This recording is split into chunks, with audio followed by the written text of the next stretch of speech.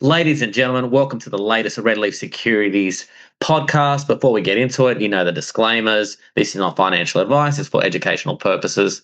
So enjoy the show. We've got a very exciting company we're presenting today. They're running pretty hard this morning and they've had a good run recently. It's archTIS AR9. They're an exciting cybersecurity, and we've got the CEO, Daniel, here. G'day, Daniel. How are you? Great, and it's a pleasure to be here, John. Thank you. Pleasure having you. Now, Daniel, for the audience out there who are not across your story, and the ticker's AR9, if I forgot to mention it, tell us a bit about archTIS.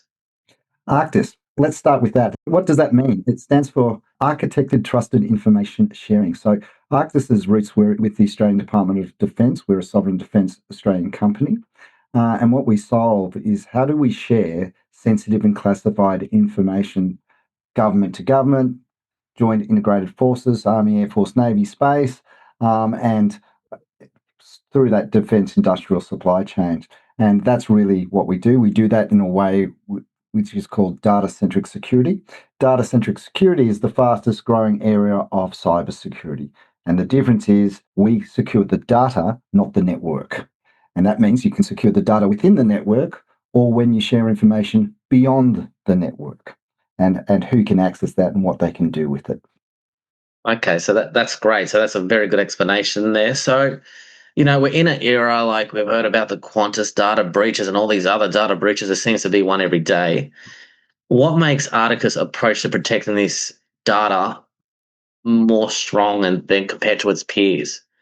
So, what is the unique value proposition of archTIS in this big cyber threat world, and why are we going to be successful? I think is the question there. Now, that's really simple. Data-centric security is the emerging market of cybersecurity. And what do I mean by that? Well, traditionally, we protect network boundaries with firewalls, we protect with antivirus, we take all of these controls and we take all their audit logs and we combine them into what we call a secure operations center, and we use what we call a SIEM, or security information enterprise information management tool.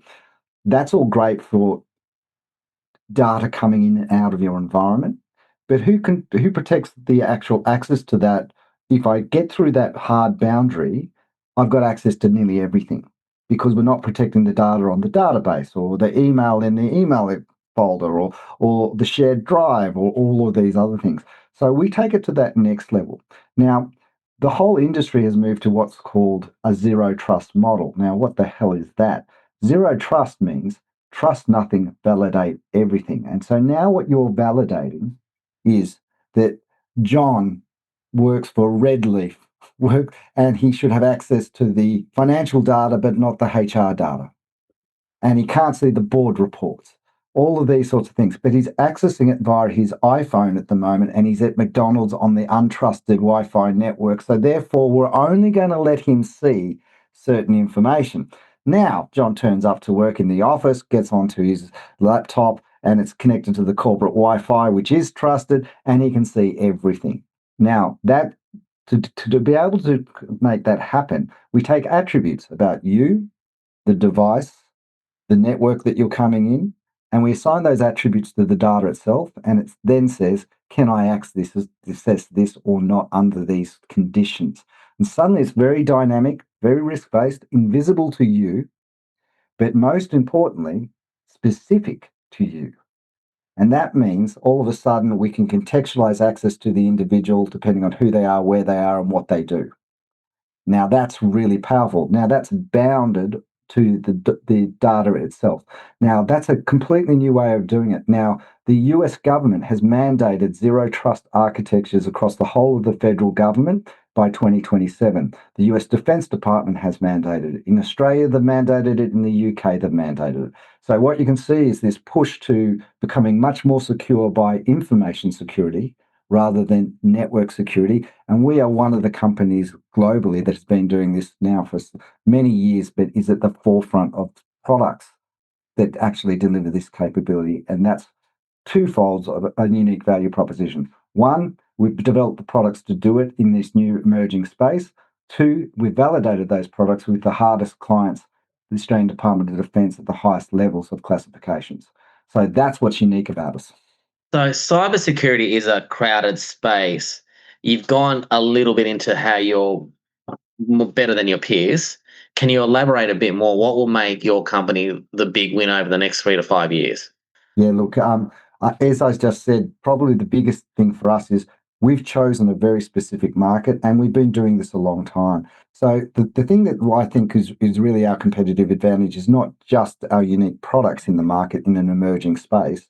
It is the fact that we have the business case use cases because we've been working with the Australian Department of Defence in these areas for 18 years. And so we design our products with that in mind. We're not a tech company which has come up with cool tech looking for a problem. We've been designing our products to suit these complex problems to be implemented, easily used, and ongoing. And we're all already inside the client ecosystem. So other people are trying to break in. We're already being referred to global companies around the world. And that's what's been driving our share price rise most recently. So, two particular deals that have sort of really hit the ground. One, we work in Australia. We've got great penetration into the Australian defence market. We've been validated as the Defence Cybersecurity Business of the Year 2 years running, finalist last year as well. So we've got the credentials. But we're getting the introductions. And the two announcements that were made were firstly, the US DoD.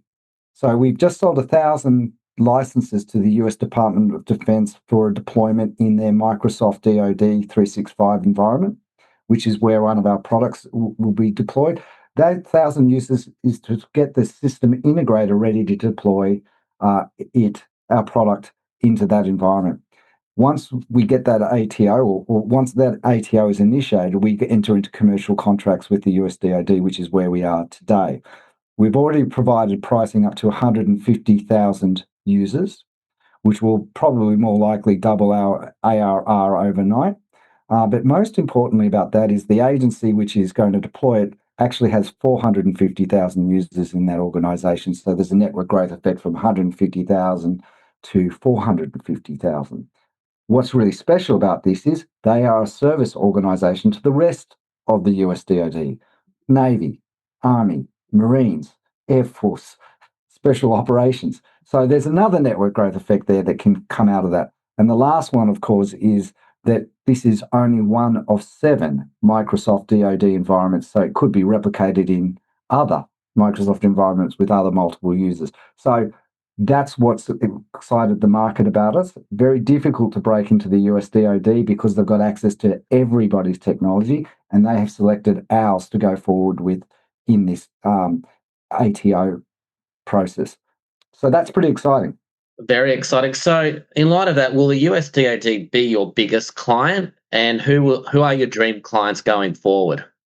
Oh, excellent question. Look, Australian Department of Defence, we already do approximately close to $4 million in annual recurring revenue. And we're seeing that growing as well.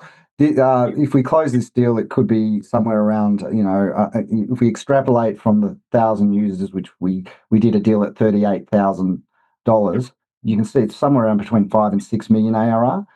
As that grows, obviously, they would be the biggest client. The reason for that is quite simple. Out of the $2.7 trillion spent in defence globally, the US spends 38% of that. So there is no bigger market for defence than the US market. So that's why this is such a big deal. What's our dream client base? Well, get this. The coalition forces use this DoD M365 site. So obviously then there's network growth to the UK MOD and Australia under AUKUS. And then there's the Quad, which also includes India and Japan. So we can see global growth here. And what this really does is validate global demand, validate that we can execute in that global market, and that we've got a real high growth story in that market should we be successful. Now, recently you successfully raised 7.5 million via a capital raise. Tell the audience out there, what would those funds be used for? Okay, look, excellent question. That's in preparation for expansion into the US. Obviously, as I mentioned, it's the largest defence market. Australia spends 1.4% of that global defence spend. So it's a limited market. It's a great market to test your products, get everything right and get it ready to approach these big markets. But if we don't approach these big markets, we're really not going to meet our potential for growth. So the capital raise is to do 3 things. The first one is to expand our US presence in preparation for this deal and make sure that we can service that deal and exploit that network growth opportunity.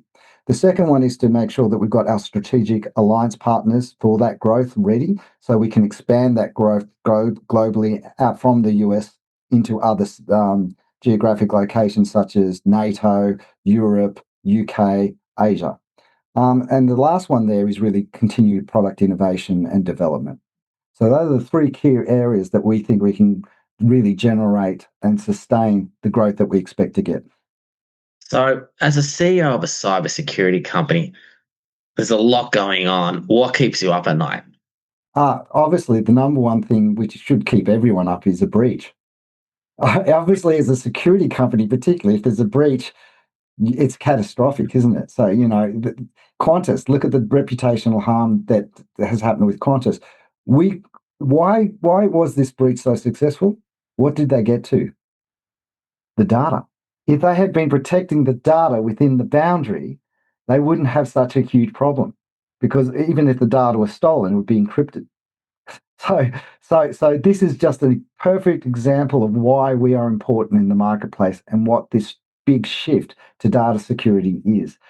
But again, for us, obviously we have to live drink our own champagne. We've got to be secure. We've got to be very conscious of these attacks. And we've got to make sure that not only are our systems secure, but the way that we develop our product is at the highest quality.